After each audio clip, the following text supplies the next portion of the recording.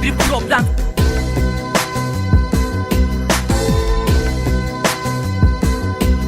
Yeah, yeah. Tek bir şeydeki geri dönsün, bütün umutlarım beni gömmüş herkes. Yaşamaktan bıktım, diğeri de bıkkın, gerçek boğazımı sıktı. Gönül ister hep zor, doğrusu bu, git kalbine sor. Halimi hayra yorma, ol realist. Kaderimi yazan karamsar senarist. Hemen ayılman gerekli dostum, kendini değerli sandıysan. Bir alışıksan yapıştır olmaya, kırık bir kalp koru bandıyla. Eskiye dönemez belki fakat bu zor günlerimizin hatırına. Üstlenemenin anlamı yok zenci, uslanmam yol aldıysam. Dostlar yanımda güneş batarken sahte bir gülücük senden. Kendime baktım alt kattan, görüyorum herkes yüksekten. Sevgi satırları kürek bekliyor, boş ver be satabı eksik zaten. Pişman olmadım hiç kendimden, korkum var senden daha fazla. Can çok uzaklardayken ben nöbet bekledim, silah kalem. Yönetmen ise Osman Sınav, transparan bir dram the end. Sınavlar girer beynime senden, sinyaller girir erkenden. Aşk zor bir problemse ben çarpım tablosu bilmem.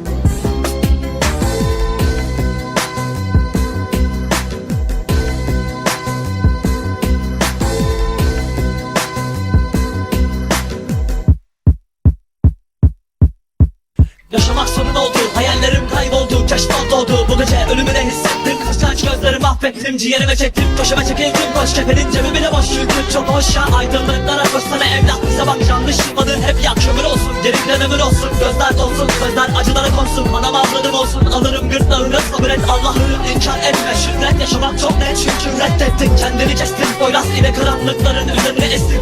Zıvanayı test ettim, vurdum. Ölüyorum Allah'ım, yaralandık, kırbattık, yalnız kaldık. İki yaralı kaderim olalı, dert çile çekmek, sokakta sırtlara ekmek yok. Devreye gelen memurlar şok oluyor, rap doluyor kalbimin odalarına. Sonra mı beni emirin, köş dolu beynine tas. İzmir kış yaz fark etmez, yer altında kimseyi affetmez. Soluk çocuk katletmez, savaşımız asla bitmez. Kendini bilmez, isyankar neye fayda, son pişmanlık. Bu pişmanlık besliyoruz biz, kalmadı dostum ne de aklım.